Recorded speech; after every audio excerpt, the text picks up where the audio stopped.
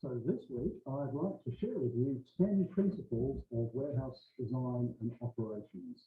Proven principles that are going to help you be much more efficient in your warehousing.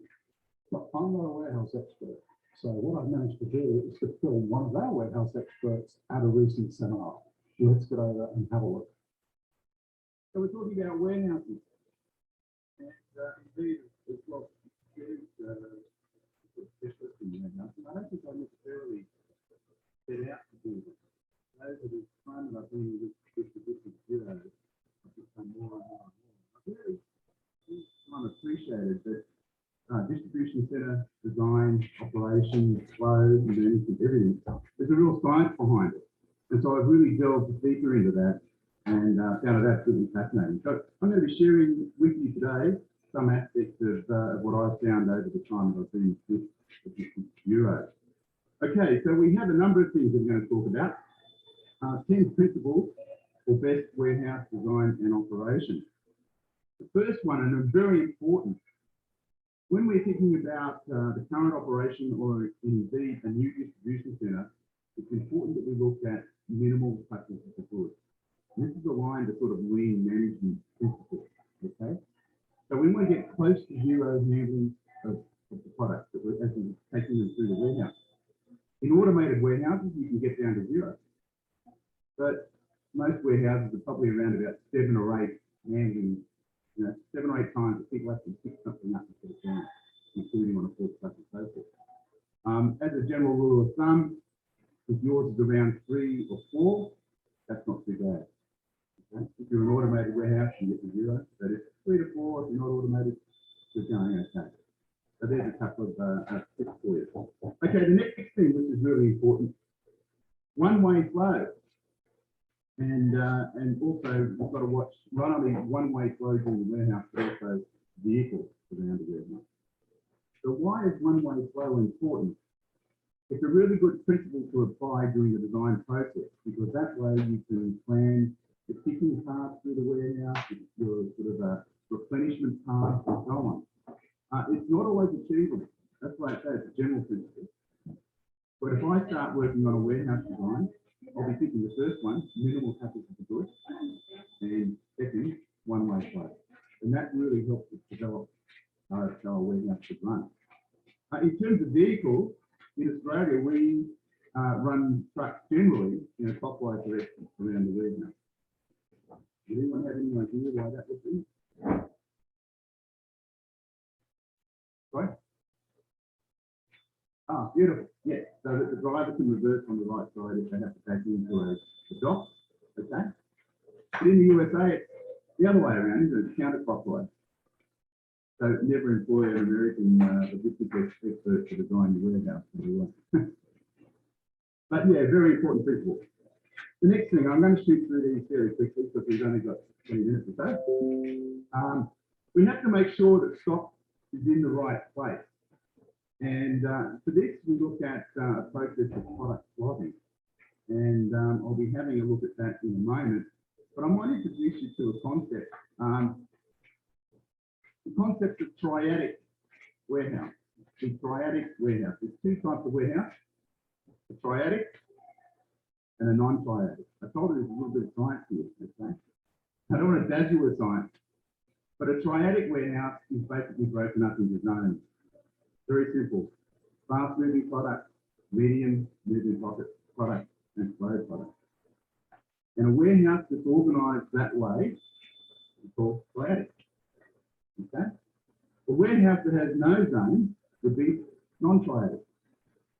Now the interesting thing is about that is that we may have both triadic and non-triadic in the same warehouse.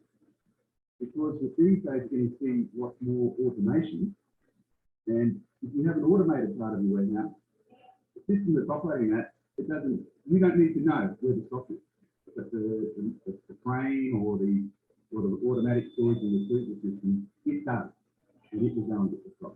So there could be part of the warehouse where that applies, but the other part that's operated manually, we should be doing that.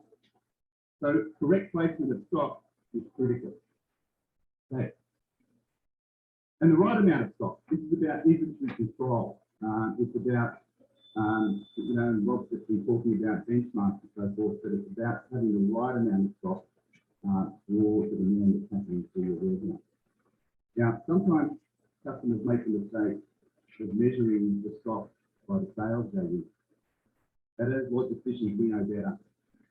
We have to look at the movement of that product because that drives the physical processes in the warehouse.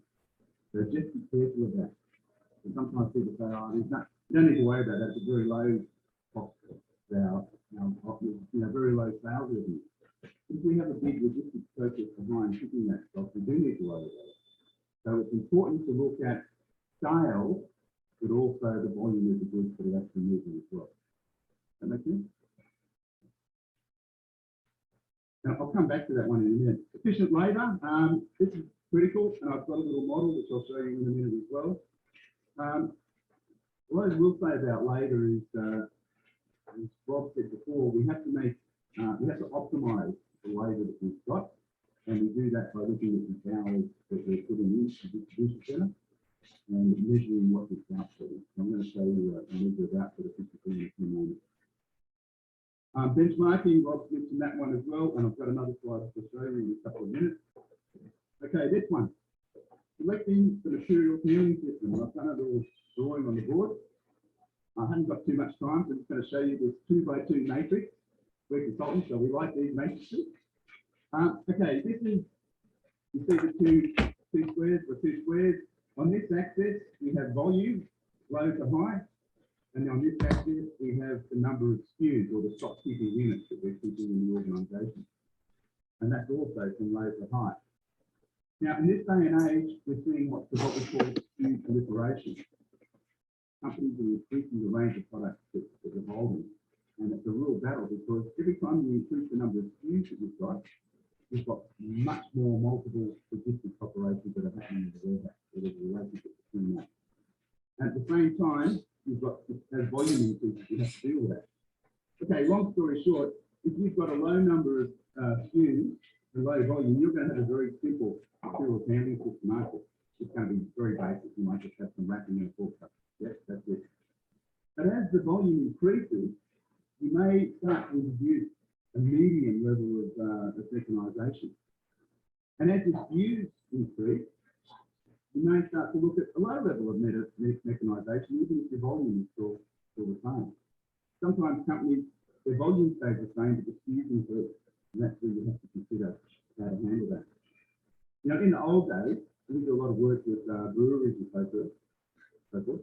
You go into a pub and you'll have beers in the pub. Now, I'm talking about like 15 years ago. But now when you go into a pub, how many are there? It will be 25. There's probably about another 50 brands in the cabinet behind the bar. So that's a very good example of SKU proliferation, but the volumes haven't increased that much in beer, drinking. It takes more people drinking wine than spirits. Okay, let's go to this one. When we have very high volume and a high number of SKUs, then we may look at a high mechanized system. And what you find is that, over time, you might be moving this way, or you might be moving that way, or you could be doing that. Well, how do you know? How do you know where you are? What we have to do is do some analysis to work out where you are, and then we choose the material handling system to do. Okay? So that's how you start to justify what type of material handling system that would use in your business. Okay, and well, I just touched on this. We need to know our data. And this is where we look at all of the transactional value, data and information that's coming in, what we're receiving, what we're picking and packing and dispatching, what we're receiving in terms of returns, how they're value adding activity. I'm going to give you a tip. I'll tell you a secret. Your warehouse on average. Okay. If you do, I will find you. But you will find some statistics. Because if you design for averages, guess what? You're going to be right half the time, but wrong the other half. So we've really got to look at those peaks and the troughs, and that's where statistics come in. But use some mathematics there to work that through so that we get things right. Okay? And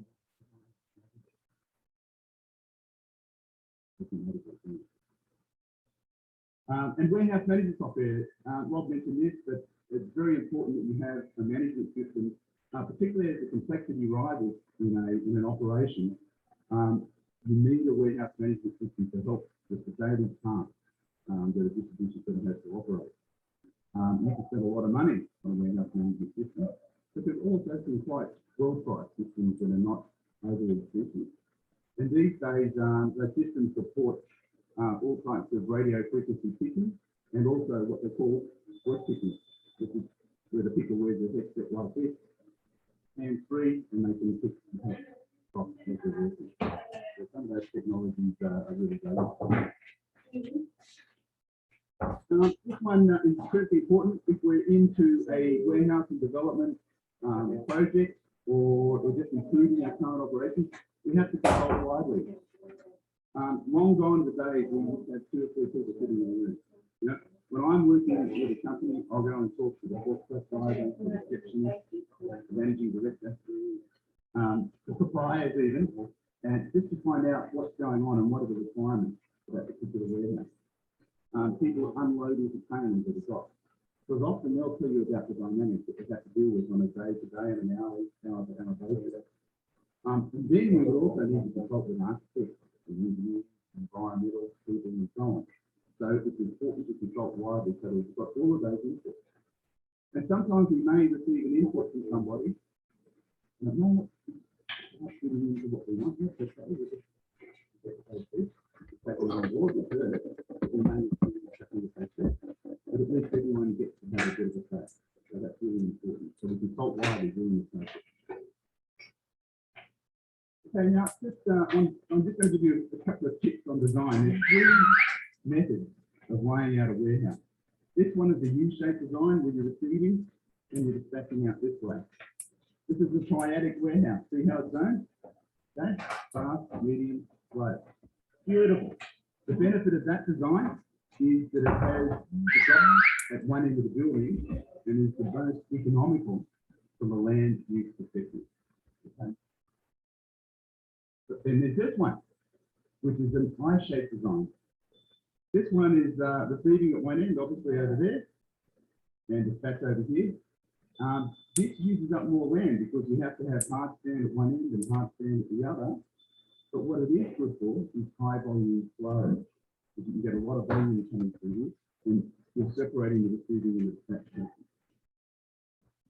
And there's this one, which is an L-shaped design. This is where you have receiving in, and really good for cross-stocking, where we're bringing stock in, and then we're sending it out fairly soon after. We may not even put it into the racking. We're bringing it in and we're dispatching it. So it's an L-shaped design. Now, the interesting thing is that in some cases, we may have 2 of those designs in the one house, or even in one warehouse, or even 3. And I've done that, particularly in Asia. And that might be the case where you're dealing with bulk goods coming into a warehouse, going out to a bulk customer. If you have a wholesale network, you're bringing stock in at one end, you need to cross-stock it and send it out to a whole bunch of stores. And if it's a retail network, you'll be bringing it in, putting it away, and then picking and packing it, and then distributing it into small vans that are going around the city making deliveries. So we might actually employ all 3 of those in the one warehouse.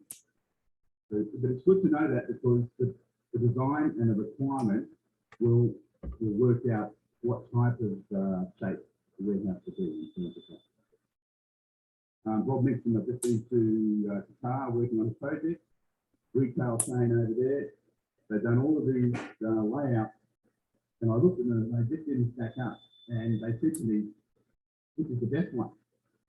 And I drew that and a combination of the flow through on the board, one warehouse, and they said, "Got it." So the architect scrambling off doing some preparatory drawings. And I'd only been there for 5 days. But sometimes if you use an architect, they may not necessarily understand all of those dynamics and requirements of the district. So that's where we're quite often called in to sort of do some preparatory work along the way so that the architects can do their job. Okay, I mentioned a few minutes ago, slotting. This is a very important part of your process. If you correctly slot product into those zones and you have a triadic warehouse, then you can potentially achieve 20 to 30% saving in operating labour. So if you have products in the wrong slot, then you might find that you have long travel distances, your inventory control is not there, you're not rotating your stocks. So it's really important to slot the product correctly, start according to the volume and the movement that's going through the warehouse. But then once you've done that, to revisit it maybe once or twice a year is our recommendation. And there's some really good software that is available to do that. And you just feed in the transactions and the software, can relay out the warehouse, and just then once you know what the relayout is, you just spend some time moving stock around, and you can save maybe 20 or 30% in labour. Okay, efficient labour. I call it the overtime bug. Many companies suffer from this. So why do people work overtime? Because they can. A few extra bucks. Yeah, that's why I do. Thank you. A few extra bucks in their pocket. But if it's your warehouse and you're starting working overtime and you're paying it, that's not good, is it? So what we try to do is, just work out how efficient is our labour. And what we need to do is look at our normal hours worked versus overtime. We look at the lines picked per day and the number of cartons, each or pallets picked per period. And I often suggest that we use this formula here, which is order lines picked per labour hour. So if you want to know what you're doing, let's look at the order lines picked per labour hour per day or per week or per month if you like. Let's compare that from period to period. Because if your order line pick per hour is low, but you're working a lot of overtime, you need to say what's going on. What are they doing? No one's working during the day, they all work after 5 o'clock. Okay, so just be aware that it's quite a useful measure. Some companies even tie incentives to that. So when employees aren't getting overtime, it means they're not getting enough money. So maybe you sometimes just have to adjust their enterprise agreement and put an incentive in so that when they do their work in the number of hours, something to think about. And as I said before, you can save up to about 32% of your labour costs by doing that. Okay, so the other thing is the warehouse management software. We've already mentioned that. There's lots of aspects to that in terms of design, inventory tracking, receiving, shipping. There's all of these modules that you are available in those, and if you get those working correctly, then a warehouse management system is an invaluable piece of software for your company. Product benchmark metrics. What we do, I think in Stephen's session, you may have covered some of this, but we look at what is in parity with the market. We have, there's 5 or 6 factors that I would normally recommend that you look at in warehouses.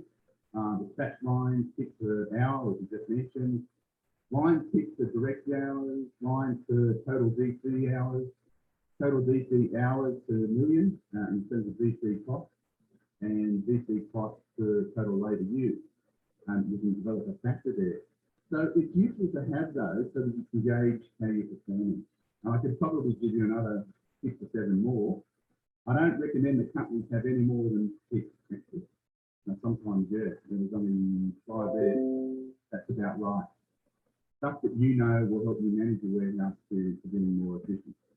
So it's really important that if you don't have any benchmarks, that you do put them in place. And with these, if you've got multiple facilities, then you can actually compare the efficiency of each facility as well. Okay, finally, just in terms of perfect warehouse design, there's a number of factors here, and I just want to share those with you, and I think we'll end. We have 3 aspects to it.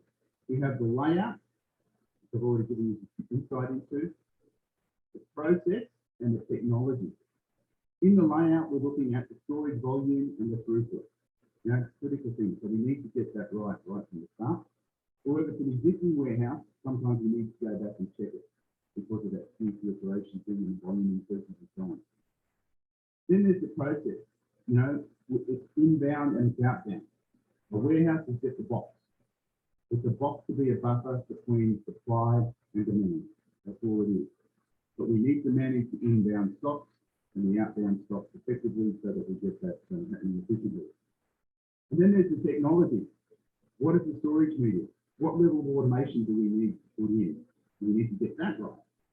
If we're able to balance all of those, then we have every opportunity of actually getting the perfect warehouse design. And then it's a matter of optimizing that from there on. Okay, that's my 20 minutes. Thank you very much for listening, and I'll hand back to Rob. So thank you, Mel Walker, for sharing your tips. Maybe I want to give you one